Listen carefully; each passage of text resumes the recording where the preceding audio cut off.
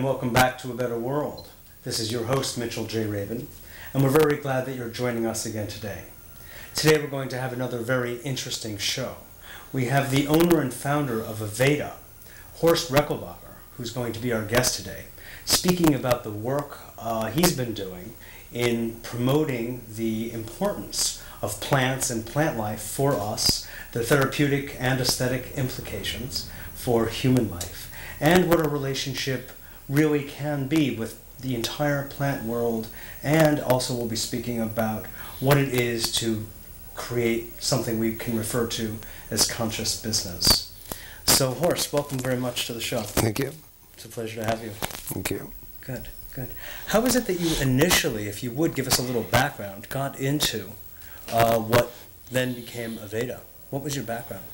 Well, it started early because I was raised and born in Austria, and my mother was a herbalist. You know, she worked in an apothecary part-times, and part-time she had her own little business going on the side while she was raising 3 boys. So, and she'd have patients come, and she would definitely. counsel. There always were people in the kitchen, and she was a typical, mother, who nurtured people.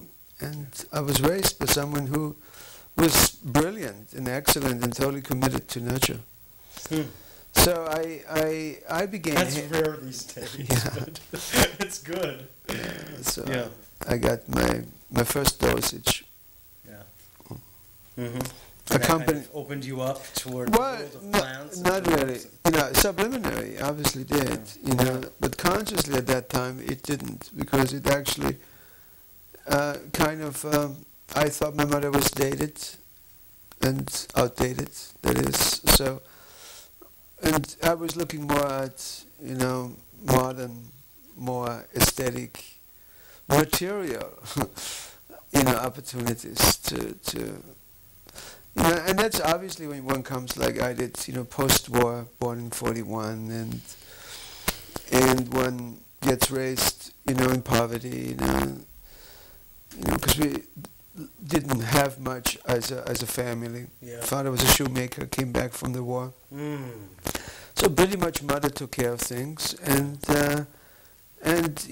she took us kids with her into the mountains, and we were assisting her in gathering the plants and making, Schwedenbitter, which is Swedish bitter, which is a Austrian stomach remedy, which is very popular, sold in every apothecary today, and even in American health food stores. Really? Wow. Yeah.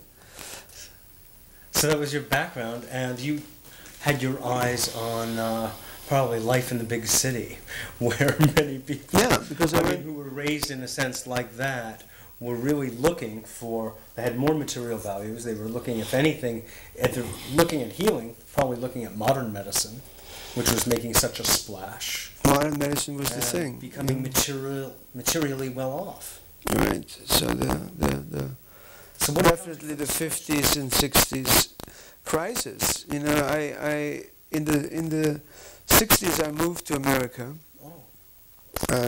64, and started my business in Minneapolis, Minnesota. And what businesses was it? It was the beauty business. I was in the beauty business.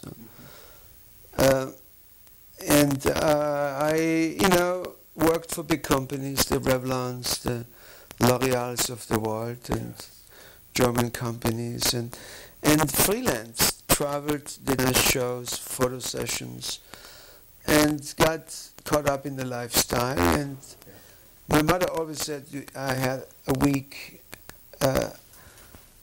defense system, and I need to be, I was a more gentle kid. Fragile kid, gentle, sensitive. Who ate ice cream and got sick. He was too cold and stuff. So, but anyway, pretty much like that. And in the 60s, mid 60s, 66, I had a crisis. I was on amphetamine for 4 years, taking it daily, just about diet pills. Mm-hmm. They called it in the 60s, and got caught up in that, and between diet pills and wine, and really literally couldn't get up one morning, go to work. Mm-hmm. And I know that it was time for me to pay attention, and I did. So mother came in very handy, and mother always told me, I told you so. So, but that was the beginning of, looking at myself, consciously, and I ended up taking meditation in the 60s, and I went to India, met Swami Rama, whom was already in America at that time, but spent a lot of time in India, and went back and forth, and literally went to India now for 29 years on a yearly basis to pay attention to, Ayurvedic medicine and other things, which was, going on in China and in Europe and Tibet and Nepal and South America, Africa, and native in this country. I became, when I understood. You were studying the indigenous medicines. Yeah, I got into. I always thought the world was not just, I'm into Ayurvedic, I'm into this. I always thought, well, that's good, but what about? Because I always understood in Ayurveda, one of the principles is that you always take the medicine where you live. Okay. Locally grown. Yes, because that's your constitution, and it's about element, Yep. Because what are medicines? They're about our elements. They're about us. They're Our personal biology. Really. Personal biology. It's a good one. Yeah, I like that. And it's we are water, we are soil, Air. we are fire, we're the sun, and we're air. And in fact, when I got more and more involved in growing plants, and being a plant company, and learning about plants, and learning that 99% of species of plants who still exist in virgin, territories, never been studied, and that we are 99%? absolutely. And we're cutting biodiversity like mad everywhere on the planet. And when you clear cut, you kill everything, because it's like burning down a library, literally like that. Exactly. And that's very, very, bizarre. And I don't think people understand, know that, because anybody consciously would never burn down a library, because it's future life, future information, and we're doing it. We're doing it everywhere. And so even present information.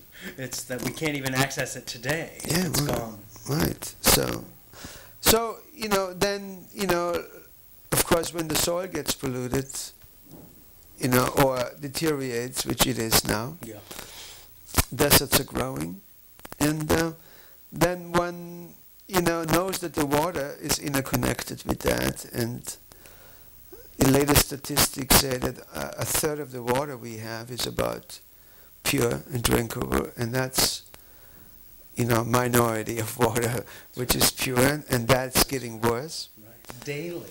And that the sun is literally destroying organic life now, because we don't have the filter systems. Because of the ozone layer. That's right. And we are a global manufacturing village, which is out of sync with the causes, and not paying attention to the effects. We're actually acting indifferently.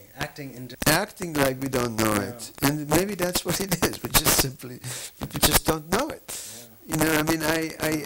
I listened the other day, someone very powerful on television telling it that we shouldn't recycle. We should dump it on the North Pole, Greenland.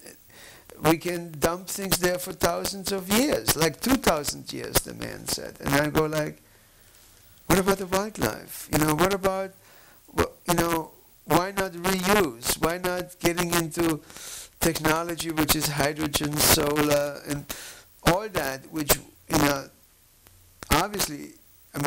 running behind. And if we want to talk about future economy, then we got to tell the children to play with things they can be good at and invent new things which help sustain life on this planet. That's right, not destroy life. Yeah, well, I mean, if you really analyze the economy, it's a destructive economy because virtually everything that's manufactured is not wholly used. It's a partial process.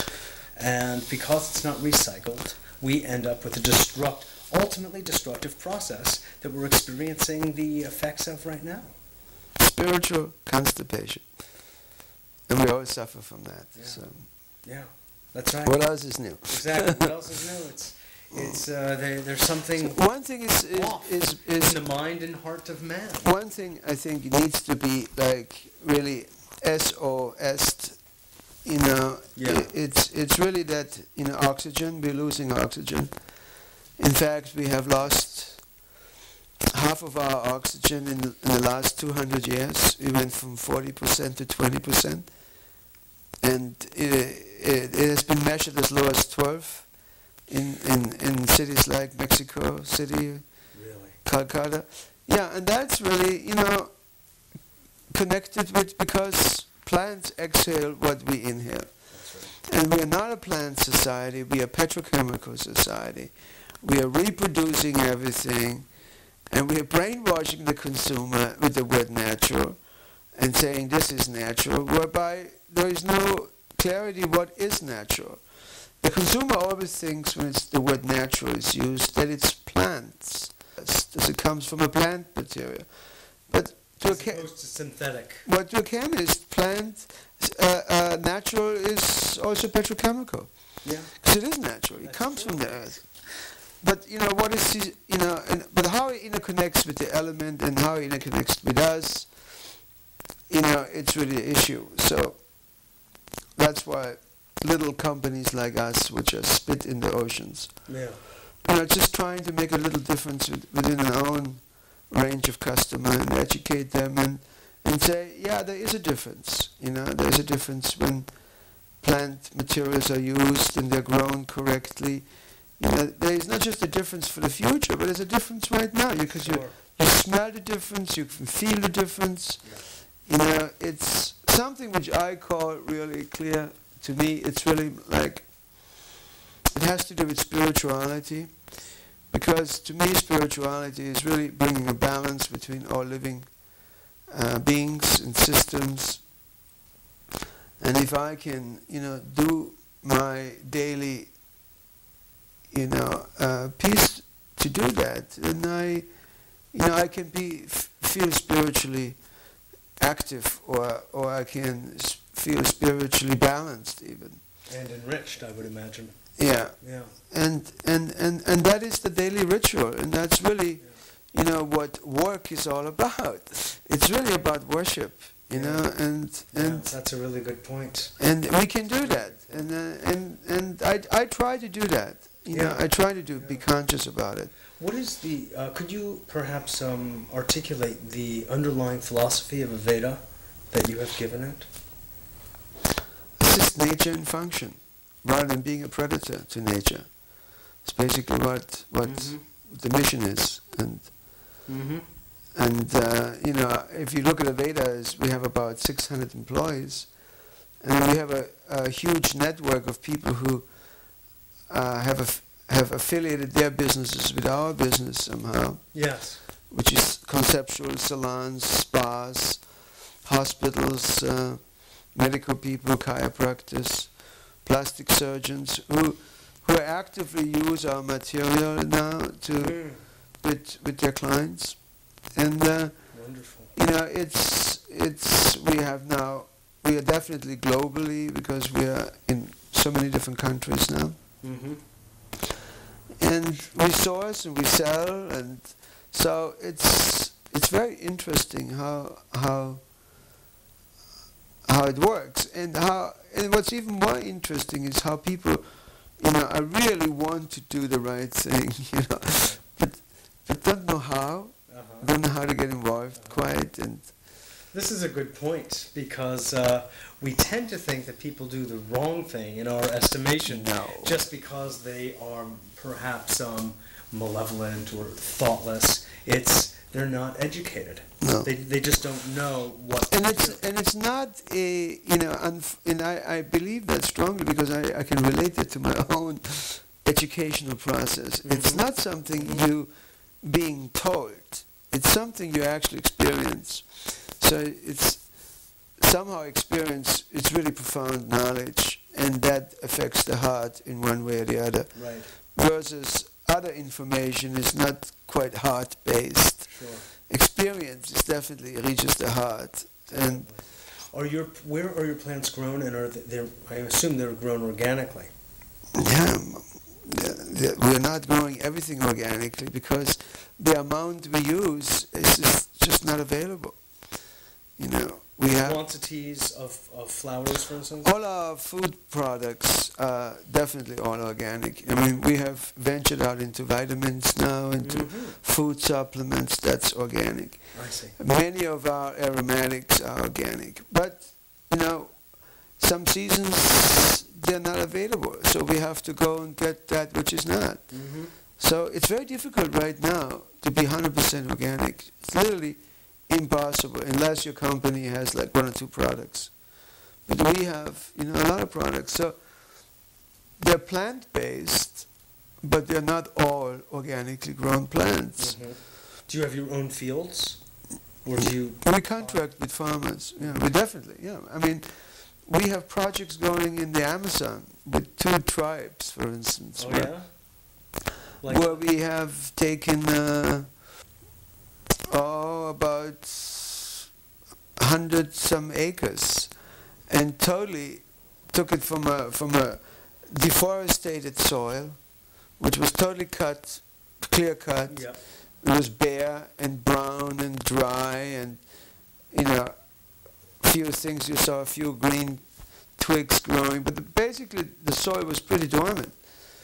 And now growing a color we use in our lipstick, called urku, and took us 7 years to do that. See, it takes a long time to get together indigenous people, convince them that you have good intention, bring in ethnobotanists, anthropologists to bless the process, get the government involved, and do business. So. But it's happening, Yeah. And so you have what other projects like that do you have going? Well, we do. We're trying to preserve 175 essential oils which grow in the Himalayas, which are in the scriptures, in Ayurvedic scriptures, on the ancient aromatherapy, not the one we know in this country, which are about 35 essential oils. I mean. There are so many species. We right now in our lab work with over 1,000 species of plants, and that is just a spit in the ocean. Yeah. But the possibilities exist. Like just with those are phenomenal, and our stores are full of them, and the products you make from them are unlike other products. That's for sure. Mm-hmm. And you and I, when we use them on a daily basis, we know the difference.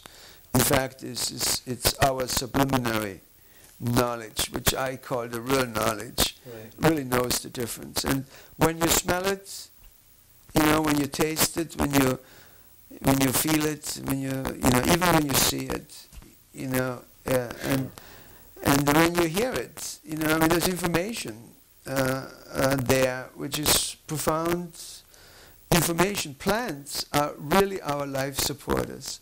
We worshipped. Okay, they need to be worshipped. That's what all indigenous cultures did. That's what they do. They still do. They still do. Yeah. I mean, I do rituals with Native Americans, and they haven't changed the rituals. They still do them. They refer. As you said before, Horst, the probably the most vital issue is that of the oxygen depletion that's occurring from 40%, some say, to 20% or 32% to 19%.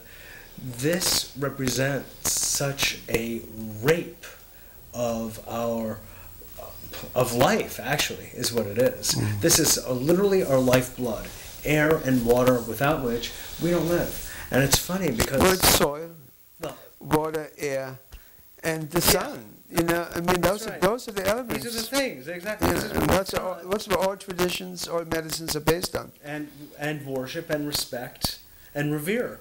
And we're just like wholesale destroying these fundamental pillars of life itself. Yeah, you see, you use the word wholesaling. Exactly. We have become a wholesale society. We literally want to sell everything. And we don't care about tomorrow, if it's there for tomorrow. We want to sell everything. And by making it cheaper and by competing, we lie to each other.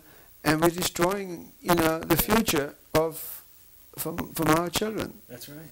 Because that's what the earth, is really are. I mean, we're borrowing it from our children, and natives have a beautiful saying that the earth doesn't belong to us. That's right. We simply belong to it. That's right. And Chief Seattle. And the funny thing is that so many people, increasing numbers of people, are involved in different kinds of spiritual practices. And the basis of so much of the practice is relating to the elements, and especially to the breath, to prana, to chi, to ki. And yet I really would love to see more of an upsurge of people who identify themselves as spiritually alive. I'd love to see them be more directly involved with the preservation of these elements. Yeah, right. I mean, not just take. It's been happening. Religious you leader. Actually are wonders. But religious leaders have been invited to participate, and they are participating. The Dalai Lama, is participating. He is. Yes. He has been, at every major environmental conference, which was put on in the 70s, in the 80s, from Global Forum on. I happen to be at many of them. Dalai Lama is an exceptional being. No, but also people from Rome were there. Oh yeah, the Catholic Church. I mean, they are involved, but it has to come from the grassroots. We can't ask the religious leader to do it for us. We can't ask our political leaders to do it for us. We, and I mean we, you and I and everybody who is empowered to be whatever they want to be, needs to do it. Okay, we're all entrepreneurs. Okay, and I need to tell my children, okay, the way which going to make them spiritually successful. That they have to take care of Mother Earth, and by doing so, you're going to be successful, even materially, if you just pay attention and service the customer. Oh yeah, it's actually a whole lot more profitable to be in tune with nature and ecological in practices than it's not to be. Yeah. It may, I'm not even sure of this, it might take a little bit more time to be very profitable. But maybe even that's not true. You might have somewhat more upfront costs, but the payback is rapid on all levels, especially that we will have life and air for future generations. What else are you finding out? I mean, so you're dealing on a very high level with the Dalai Lama and others in ecological preservation and the like. Well, I've been there when those people are there. I mean, I attended some the last major real global meeting was in Brazil at the Earth Summit. Yeah. And all religious leaders was there. And in fact, it was at the Brazilian conference in the old Brazilian Congress. 280 people were there. And they all spoke. A shaman was the last one who spoke, who really made more sense than anybody to me. Yeah. What did he say? He said after he listened to everybody, he was actually the last speaker. Yeah. And he said that the previous speaker didn't really know what they were talking about. And the reason speaker a politician? And the reason why he was saying, no, they were all religious people. Oh, okay. and the reason why it was mixed. It was from Al Gore to myself to John Denver and the Dalai Lama and the Jews, the Christians, and all everyone was the prominents were there, and they all had their share to say how their vision is of the planet, how we're going to save the planet, basically. Yeah. But what he really said was profound to me. He said that he brought spirits from the forest with him, and they actually were in his presence. And actually the spirits of the forest, who are his teachers, who he identified as plant spirits, he said that they actually told him what to say.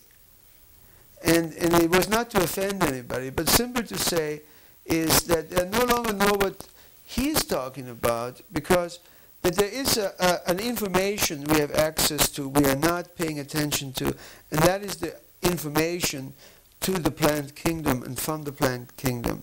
There's a dialogue there which goes on, which he has, because he proceeded to say that all his knowledge was given to him from the plant domain.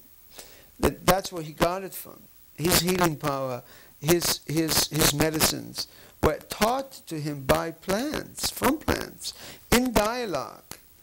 And that we don't have access to that vibration or communication, because we're no longer living like he does with the plant domain all the time, being in worship. Obviously you need to worship something to receive the communication, because if you don't worship it, or if you and I are not open to each other, we're closing down dialogue, and we're doing it consciously.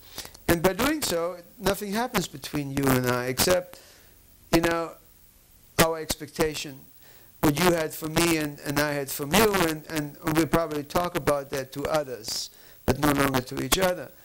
And that is really no longer a positive relationship. And that is exactly... There's no vitality. Exactly. Yeah. It's a waste of time. And because we're not looking the good within. We're always looking that which is not good. Right. And that has become a real disease. Yeah. It's caught up in the kids. It's caught up everywhere. And it's tough to be around these days. Right. Because, no matter what you do, I mean, we're trying to be a good couple, but you always have people out there trying to dig up dirt. Right.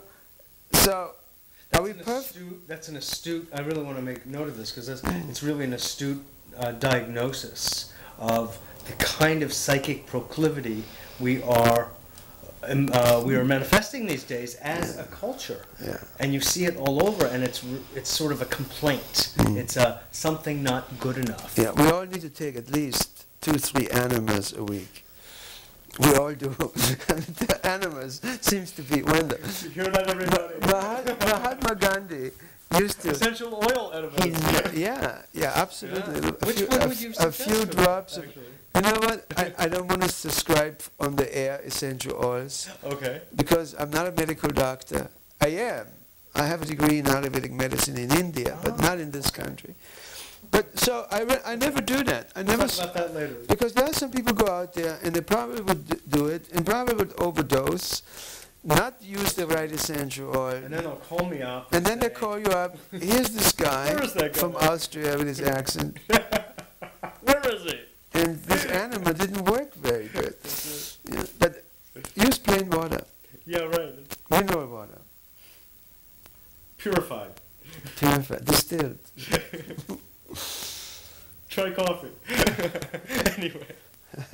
Make sure it's organic. So you're saying, no, I was really highlighting, Horst, this point of the complaining character of people, or the dirt digging, or not seeing light, not seeing the good, and looking for the good, and being with it. And enjoying it. It's hard to do when you live in the state of fear. Yeah, where fear is the dominating, source to. We try to service. Yeah. How is it that you have 600 employees? You mentioned. How is it that you manage that? Are there particular ways or means that you have? I try not to manage them. I try to motivate, I try to educate them, and I try to give them space. Manage, I mean, in the larger sense of... Yeah, I try to give them the space to do it. Yes, but, I got it. You know, and I try to be a biological organization whereby the principle of biology is simple. Mm-hmm. The success of all living systems, always depends on the contribution of its members, whereby the success of its members depends on the success of the system as a whole. That describes interdependency, right? And that's how I'll try to run the company. But it happens once in a while where I just have to say, time out, because you are not, making contribution to the company. You're really making contribution to yourself at this moment. And it's a fine line. Mm-hmm. When do I do it for the company, and when do I do it for myself? Boy, it's a very fine line to know that. And in particular, when you think you are doing it, you're probably not doing it, because it's always hard to know, So that includes you yourself even? Of course, all the time. And so, the team usually, the group as a whole makes that decision sooner or later. And that's really, I've become my teacher. That's why my children are my teachers. And definitely one of my biggest teachers is the company itself, because it's such an ongoing lesson. Yes. You can't see the mountain when you're sitting on the mountain. That's for sure. Right. So you have to go down. So when you know what truth are you looking at it? Yeah. So. Right. It's interesting to be a corporate. Well, you're a corporate leader, so. I'm involved. Well, it's the same. Yeah, of course. It never changes. We have, it never changes. A few people to deal with. It never changes. The human dynamics remain the same. It never changes. And how much are we for ourselves, and how much are we for the planet, for that matter? How much are we for ourselves, so to speak, and how much are we for a higher consciousness? And when you and I are in a state of doubt or fear, which is doubt, that's when we are not doing it. That's when we think we're doing it, but we're not doing it because we're doing it to suppress that which is called fear. And the only time when we're doing it when we are heroes, when we're doing it from the heart, when it's clear and we're not even thinking about it, when there is no choice, you got to do it because it feels right. And that's what I usually follow. And at that time, that's why I, just follow the bliss, I guess, And but time always tells. That's been a subject of discussion lately. Time always tells. Yeah. If it was practical or not. It's nice having you around, because I keep, not only are you a very nice guy, but I keep smelling these great waftings over of essential oils over here. I get a bag full of it. Wherever I go. What's going on. Wherever I go. As we were walking up here, of course, I saw you take a swig of. It's my medicine bag. Yeah. It's an old little antique case I picked up. But those are my basic oils I travel with. Beautiful. Could you give us a little tour of what this is? Well, they're fresh distilled essences from flowers and plants, and they're basics. I got my lavender green. Yes. And I got my jasmine from Absolute. Those are all organically grown. Can I smell the jasmine? Yeah. It's memory. You see, it's memory. Now, if you like it, you have good memory with that. If you don't like it, somehow in your past, where that aroma was there, was not a good experience. Superb memory. Yeah, if it's good. No, if it's good, if it gives you the or the it's like, that's like. Then you and I are at the state of being nurtured, just because of the memory of it. And that's the healer at that moment. Yeah. That's the healer. So aromatics, and they're pure biochemistry, definitely have a place in homes, and they had a place within the medical doctor for a long time. Oh God, yeah. But they do belong to the medical doctor.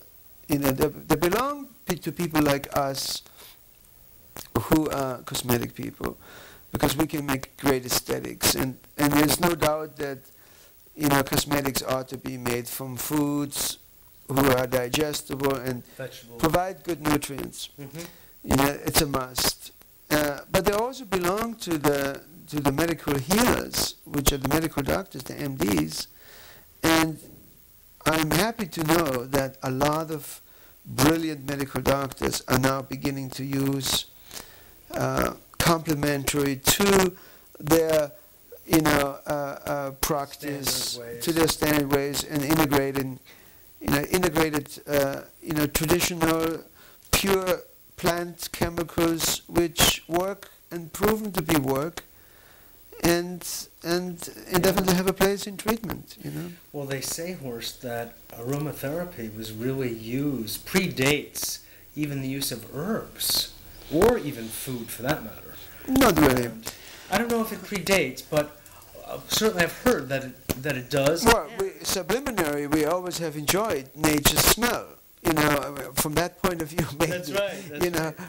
But the frequency, or so I've learned, and please correct me if this is not according to your understanding, the frequency of essential oils is much higher than even the finest fresh herbs. Not true.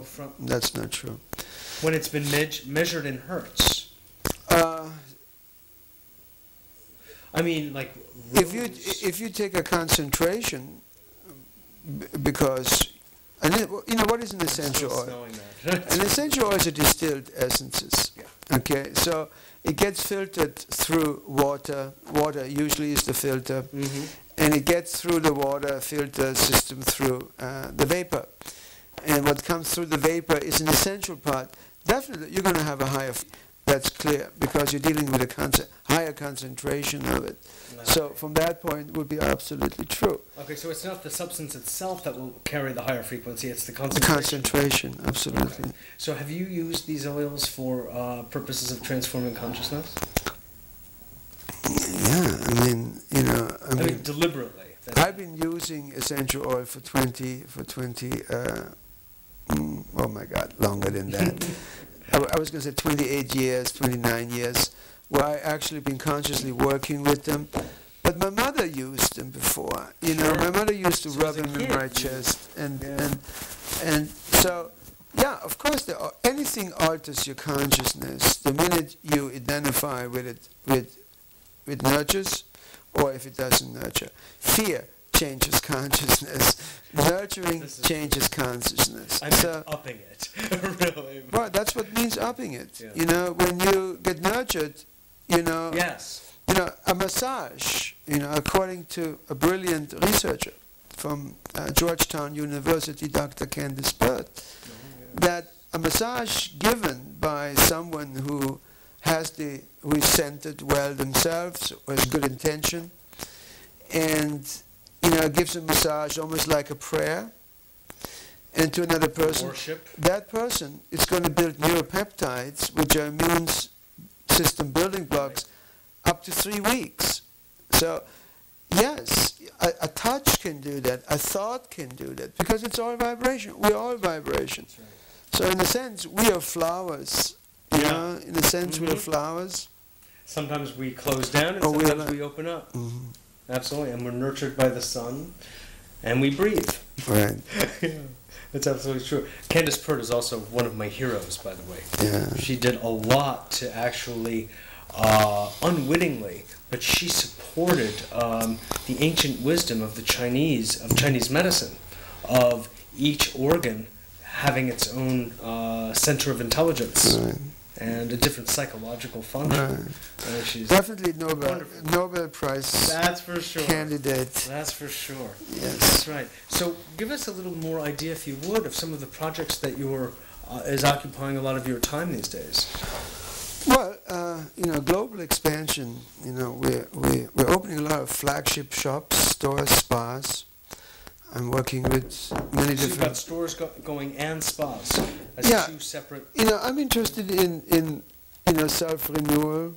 Rejuvenation, no doubt. People are so stressed out, and when people are stressed out and then they get self-renewed, Yep. They really open up their heart. Okay, and I think some of the best environmental work I can do right now is, number one, make products, make sure I source it right, make sure I work with the community where I source, make sure I give back when I take. Yeah. So there's a balance. But to touch a lot of people with treatment, okay, because when you give treatment, have you received treatment? Are you one to get a massage once a week? Oh, yeah. Okay. So, you need to have it, because why? It nurtures on a very deep level. And it's part of the self-caring ritual, the self-renewing ritual. Yeah. I mean, take castor oil bath. We're coming up with a new way where we get castor oil in a way, so because it discharges all kinds of negative radiation. It's been around for so many years. Yeah. You know, we got that from your mother. African shamans. No, I didn't get it from my mother. Oh, no? My mother was not a castor oil person. Oh, no? Actually, she took it for internal, but she didn't understood castor oil. Yeah. On the potential as I know today what castor oil can do for us. And people should take it, twice a week, a castor oil, rub downs and then shower it off. And what did you say it does? It discharges everything. Electromagnetic fields? Yeah, radiation. It's really cleans from radiation. It's a great radiation cleanser. And we're fried all the time, So we need to do that. That's right. And then getting each other's vibration in order. Yeah. And that's what treatment, spas, and that's what I'm focusing on. We're in the process of opening spas in the Bahamas, Miami, and Himalayas. Really? Australia, Indonesia, Bali. The Aveda hotels, where Aveda spas are going to be. Oh, in hotels, like resorts. Right. Yeah, they're resorts. Oh, fantastic. They're already existing. We just need to go there and train people. And that's a lot of my time I'm doing right now. Well, it's fantastic work. It really is. Yeah, it's a lot of work. I've been involved in float tanks for years. The use of them. I used to do that. What do you mean? You mean flotation tanks? I sure do. Yeah, I used to float. I mean, in New York, John Lilly in the 60s. Yeah, I've been I've been around for a while. So I've been doing a lot of those things. Yeah. I mean, I've always been an explorer of consciousness and how deep one can go, where one can go consciously.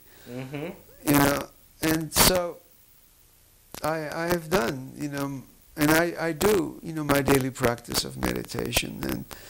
And are you connected to a particular tradition? You mentioned Tibetan before. Not really. I mean, my meditation teacher was Swami Rama, basically, who is that the Himalayan Institute? Yeah, Himalayan Institute. And I still use the mantra he gave me, and that seems to, be satisfying to me. But meditation, any form, any form of translation is the right one if it gets your, if your heart is in it, if it gets your wave going. Yeah, absolutely. So sure. Well, one of the reasons you've become quite outstanding in the business community is not only are you bringing forth products that are incredibly nurturing and therapeutic and beautiful and plain old enjoyable, but you've been putting your money where your mouth is, and you've been backing different kinds of activities in the world and projects that are directly involved in ecological and environmental preservation and reform. And I just want to make note of that people see that there are people who are out there working their butts off and building, decent-sized businesses, and are really coming forth, really giving back to the planet that which they're receiving. Well, it's through the work you can do that, and it's the best way. Through the business, through the work. And, it's just a matter of managing it that way. Yeah, Yeah. that's right, that's right. But I think, and I'd like to hear what you have to say about it, and I sort of feel like I know, but it seems to me, Horst, that a lot of the problems that we're having right now, where there is such incredible oxygen depletion, ozone depletion, water contamination, etc., is a result of either ignorance or laziness or unwillingness to look at the larger picture. So, well, it's number one, not getting the larger picture. It's obviously, and that's why we need to massage all the executives. yeah, They need to go through every day massages and massages, massages, and they need to go into themselves until they hear the wake-up call. yeah, Because it's been ringing, and. that's right. And they are so intelligent, all those great executives in the big, but they are, part of a paradigm which existed, and to change that cannot be done overnight. The average life of a corporate leader in a public company it's about 4 years. So it's like a president. What can he do in 4 years? It's a joke, I mean, it takes a year or two just to Learn everybody's names. a team built, Right. and it takes another 2 years to get this team, to learn something together, So by the time you get going, all of a sudden, you don't produce results, so the investors complain, and now out the door you go, and another person comes in, and nothing ever changes, okay? And there are some people believe, there are, which I call, constipated. I mean, that's the word. Get him, give him enemas, and they will probably do something for them. Yeah. Enemas and massages. Right. I think do it's something for their emotional lives, let alone physical. I mean, good. But when you do that, I've been to it. I recommend them a lot. Yeah. And do them a lot. Yeah. So I think definitely, and then send them to the rainforest. You hang out with shamans for a week or two, get bitten by mosquitoes and snakes, and that's the remedy. And you see it. You need to see it, you need to touch it, get your fingernails dirty. But if you sit in your towers and just look at electronic information, okay, you're not going to provoke the change because your heart never gets touched.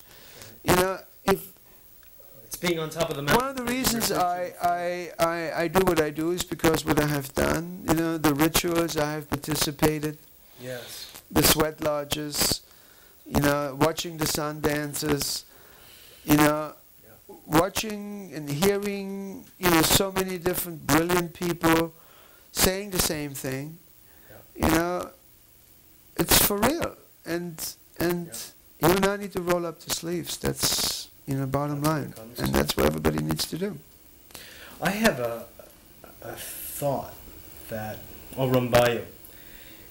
The primary causes of most contamination, elemental contamination, is from, yes, it's widespread among many companies, but there are probably about 400 to 500 companies that are doing most of the damage every single day and have been doing it for the past 50 or so years. DDT has been outlawed for 30, 40 years approximately. Yeah. DDT production, since it was outlawed, has increased 50-fold. 50-fold? Approximately. So who buys DDT? Third world nations. Yeah, and what do we buy? We buy coffee, we buy foods, buy... So DDT is in everybody's body. It's...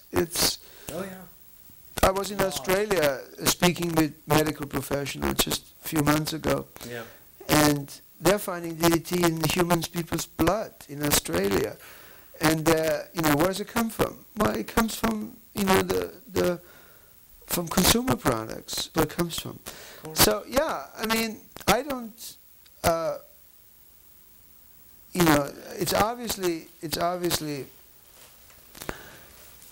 consciousness needs, it's not quite reached yet. It's not there yet. But what I'm saying is this. If we got those, say there are 400 companies that are doing most of this kind of manufacturing.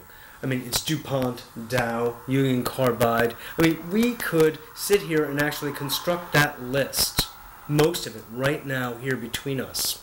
And with that list, what if, with the spas that you're putting together, the rejuvenation center and ecological work that I'm doing, we could invite these folks in. The heads, the CEOs, Spa the CFOs. retreats. Right. We're talking about just 400 or 500 guests. It's happening. I'm not talking about, not everybody. At the Aveda, just these top people. No, it's happening. You know what? They could literally change the world in a month. Yeah, it's true. I see it, and I really mean it. I see it as very doable. It's not out there in the future sometime. It's written invitations to these particular gentlemen. Executives. Exactly. And women. It's not just men, Right. That's right. There are women out there who are involved with, but it's the woman by nature who are designed to nurture, and it's the male by nature designed to hunt. And it's really time for female leadership in a lot of corporations. I have it now in my company. Do you? Absolutely. In what way? It's just I just made the company more feminine. In women, you get it done anyway. Men just look like they get it done. It's true. But my assistants are women. They do all the work. I just look good, and sound good. But if it really comes down to women really get it done, and it's really time, to do. That the male surrenders and really allows the woman and supports the woman in nurture, and things will change. Things will change because they don't think like we think by intuitive thinking. It has a different instinct than we do, and we need to learn. Humane. We need to learn more about it. But you see, the only thing I would add to that is that it's the female in us that needs to be nurtured. And yes, it can be located in a physical female outside ourselves, but it's that feminine nature of those men who are in control, and by and large they are men. And if we can reach that soft, palpable heart, and as you said, let there be a mosquito bite and a snake bite, something to wake them up and touch them to the earth, the real nitty-gritty of life. That's where change takes place. That's the soil on which, the fertile soil on which change takes place.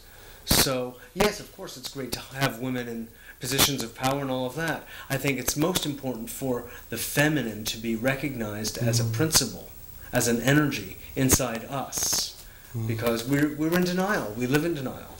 I would say probably one of the things to attribute your success to is that you have developed inside yourself your own nurturance. And so there's a balance inside you of a male and female. And I think that also goes on with me to some extent and to those people who are most successful in life. I mean internally successful, I don't mean externally necessarily. Sounds good. Sounds groovy. What do you think, though, coming back to that idea of the 400 CEOs? I mean, do you see that as a viable thing? No. It really is. Yeah. I tell you what just has happened a few weeks ago. We have a spa in Osceola, Wisconsin, which is like a retreat place. You can stay overnight, and it's like 500 acres, and there's a sweat lodge there, which when we get lucky, the natives do a sweat, and then we get invited to participate. But going through a sweat, it's definitely a great educational event, and we had top executives from the Honeywell Corporation there, and they're going through manning, and they're getting the massage, and I had the opportunity to speak to them about what we are speaking about. There was not one person who didn't agree and didn't want to participate and didn't want to do something in one form or the other. And you're exactly right. We need to reach the top level people on this planet, including the political leaders, and who are such a poor example of being hostile, looking at the bad, within what the other person does, instead of, what do you do to support? Let's look at this, holistically. Yeah, it's so outdated, and that's why people don't want to watch the political leaders voting, because you hear all the bashing, you hear all the bad news, and so it's definitely a crisis, and I think that nature, like it always has and always will be, is really the teacher, and the lessons are here. There have been, cancer is definitely a teacher, AIDS is a teacher, every disease, every piece of pain is a teacher, and you get it sooner or later. That's your lesson, and we're all getting our lessons in one form or the other, and somehow we can't choose them. We get them. That's right. According whether to we want them or not. Yeah, but nature really is doing it, and I am so optimistic about that. More than ever, there is this great consciousness on this planet. It's on internet. It's already surfing there. It's so and it's happening, and I think that good things are happening. Good things are happening. Crises are the opportunities, like all the smart people have said before. And it's a fact. The great divine oracle of the Chinese. Yeah. That crisis is really opportunity. Yeah. So. Absolutely. Well, that brings us to the crisis of the end of this show, which is. It's a good opportunity. That's right. It's a good show. It's a good show. So. Thank you. Keep it up. Thanks so much. Yeah, we try to do what we can here, and I want to thank you very much, Horst, for being on the show and thank you. Contributing the way you are. You're really doing great, outstanding work. Chipping away. Right. You deserve to be honored properly. Not really. All it does is makes a big head and makes me lazy. Oh, come on. No, it's Let true. it spur you on to action. If you want to do something with this 400 people, I will collaborate with you. Let's do it. Okay. Let's do it. Because I've got some of the background, which I'll tell you about, which can help to support this. So. I like that. Let's do it. Great. Thanks. Thanks again. Absolutely. We've been speaking with Horst Rechelbacher of Aveda. We're very glad that you joined us again today. Please give a call at 212-420-0800. That's 212-420-0800. And share your thoughts, feelings with us. As you know, I love hearing from you. So thanks again. This is your host, Mitchell J. Rabin, and we look forward to seeing you next week.